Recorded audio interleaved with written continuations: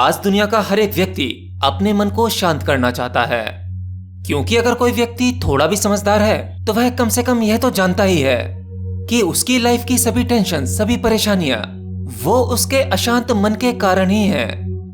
और मन में किसी भी प्रकार की अशांति केवल बंधन से पैदा होती है, यानी अटैचमेंट। अर्थात मनुष्य ज्यादातर अपने आप को उन चीजों से जोड़ लेता है जिन चीजों या वस्तुओं पर उसका कंट्रोल नहीं होता। इसे कुछ एग्जाम्पल से समझते हैं। जैसे आपका शरीर, आपका सबसे पहला अटैचमेंट आपके शरीर के साथ होता है, और आपका ये शरीर प्रकृति के कुछ लॉ से बंधा हुआ है।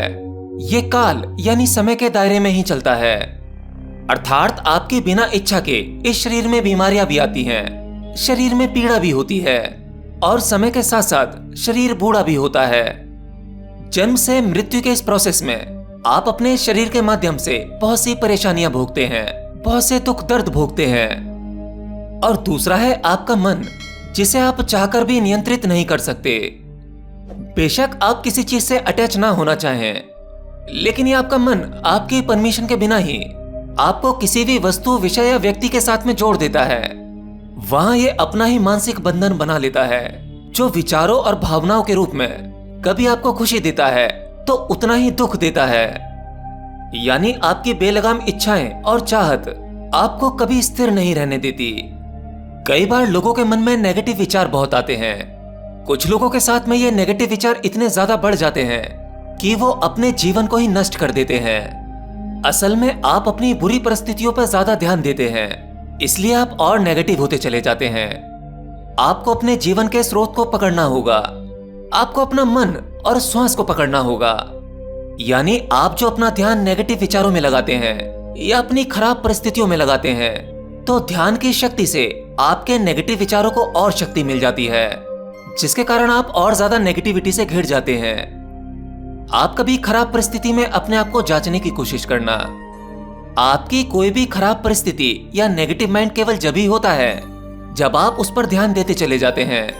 आप जितना अधिक अपनी खराब परिस्थितियों के बारे में सोचेंगे, मतलब उतना ही अधिक आप उन पर ध्यान देते हो, और वो धीरे धीरे और प्रगाढ़ होती चली जाती हैं। तो अगर आप मन की स्थिरता को चाहते हैं तो आपको अपना वह ध्यान अपने मन और अपनी सांसों पर लाना होगा, क्योंकि आपका मन किसी भी सिचुएशन में क्यों ना हो, अब चाहे वो प्लेजर वाली सिचुएशन में हो या फिर बहुत दुखी अवस्था में हो, आपके मन की हर एक अवस्था का संबंध डायरेक्ट आपकी सांसों से है।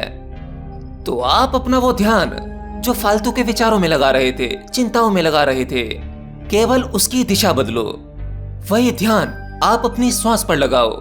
श्वास पर ध्यान लगाते समय मन की स्थिति देखो, मन का विश्लेषण करो कि आपकी सांसों के पैटर्न के हिसाब से आपके मन में किस प्रकार से परिवर्तन हो रहे हैं। क्योंकि ये सत्य तो मैं आपको बहुत बार बता चुका हूँ, आपके मन की हर एक स्थिति परिस्थिति की जिम्मेदार आपकी सांसें हैं। तो आपको सांसों को भी नियंत्रित नहीं करना है, केवल उसे देखना है, यानी ध्यान उस पर लगाना है। जब आपका ध्यान सांसों पर लगेगा तब वो अपने आप ही नेगेटिव विचार या चिंता से हट जाएगा। जब तक ध्यान सांसों पर रहेगा तब तक आप सेफ हो, आप हर एक प्रकार की चिंता से मुक्त हो। मन फिर से प्रयास करेगा और फिर से आपका ध्यान आपकी चिंताओं की ओर लेकर आएगा, उन नेगेटिव विचारों को दोबारा से रिपीट करेगा। आपको फिर से अपना होश साधना है और वापस से अपना ध्यान अपनी प्राण ऊर्जा पर लाना है, यानी अपनी सांसों पर। सब कुछ भूल जाओ तो केवल इतना याद रखना कि आपको सांसें लंबी लेनी है, जो मैंने पहले भी बहुत सी वीडियो में बताया है। अक्सर लोग अपने नेगेटिव माइंड और चिंता भरे मन से इतने ज्यादा दुखी हो जाते हैं कि वो और गहरी चिंता में चले जाते हैं। वो पहले से ही चिंता में थे और उस चिंता के बारे में सोच सोचकर चिंता की खाई में और गहरा उतर जाते हैं। लेकिन आज एक सूत्र समझो, कभी भी अपने नेगेटिव माइंड से दुखी मत हो। एक चिंता भरा मन कभी भी बुरा नहीं हो सकता। ये तो एक अवसर है, एक मौका। आपके इसी सड़े हुए माइंड में, जिसके अंदर बहुत ज्यादा सड़न है, उसी में कुछ नया पैदा होने की संभावना है। क्योंकि जब गोबर भी सड़ जाता है तब वह और ज्यादा उपयोगी हो जाता है। वह सड़े हुए गोबर की खाद बनती है। उसे अगर पौधों में या फसल में डाला जाए तो आपकी फसल और पौधे बहुत अधिक सुंदर हो जाते हैं। उनमें एक नई जीवन ऊर्जा आ जाती है। इसलिए आप अपने बुरे मन से कभी दुखी मत हो। एक बुरे मन में ही नया बीज अंकुरित होने की पूरी संभावना होती है। क्योंकि जब एक मन बहुत ज्यादा दुखी होता है, परेशान होता है, जिसमें बहुत सी चिंताएं भरी होती हैं, वही मन इन सभी चिंताओं, पीड़ाओं से और दुखों से बाहर निकलने की कोशिश कर सकता है। आप इसे ऐसे समझो, मैं आपसे कुछ पूछता हूं, आप शांति कब ढूंढते हो? आपका जवाब होगा जब आप अशांत होते हो। आप सुख कब ढूंढते हो? ऑफ कोर्स जब आप दुखी होते हो। अधिक धन कमाना कब चाहते हो? आप अमीर क्यों बनना चाहते हो? क्योंकि आपके पास धन का अभाव है, आप गरीब हो। आपको कब पता लगता है कि आपके मन में बहुत से विचार आते हैं जो आपको स्थिर नहीं रहने देते? जब आप ध्यान करने बैठते हैं। और आप ध्यान क्यों करते हैं? क्योंकि आप यह जानते हैं कि जब आपका मन शांत होगा, मन में पूरी तरह से स्थिरता होगी, तभी आप विचारों से मुक्त हो पाएंगे। आप इसीलिए ध्यान करते हैं, क्यों, है ना? अर्थात असल में आपकी कोशिश ही जब शुरू होती है, जब आपको यह पता लग जाता है कि आपके भीतर कुछ कमियां हैं। आप YouTube पर ऐसी वीडियोस ढूंढते हैं कि अपने नेगेटिव माइंड को पॉजिटिव माइंड में कैसे बदलें, नेगेटिव विचार से कैसे बचें और कैसे पॉजिटिव विचार भरें। क्योंकि आपने अपने मन की उस अवस्था को जान लिया है, उस कमी को जान लिया है जिस पर अब आप काम करने के लिए तैयार हैं। तो आपका नेगेटिव माइंड या बुरा माइंड, या आपके मन में बहुत ज्यादा उल्टे सीधे विचार आते हो, गंदे विचार आते हो, इसमें कोई भी बुरी बात नहीं है। अगर आपका मन कुछ इस तरह से चल रहा है तो मन अच्छी तरह से फंक्शन कर रहा है, ये बस इतना ही है। क्योंकि मन का तो काम ही है तरह तरह के विचार लाना, कुछ नए विचार, कुछ पुराने विचार, बस ये ऐसे ही काम करता है। तो आपको एक शुद्ध और स्थिर मन पाने के लिए क्या करना है? कुछ नहीं, बस अपने मन को कुछ ऐसे काम दे दो जो आपके और संसार के लिए अच्छे हों। जैसे अच्छी पुस्तकें पढ़ना, आध्यात्म की जानकारी इकट्ठी करना, सिद्ध पुरुषों और संतों को सुनना।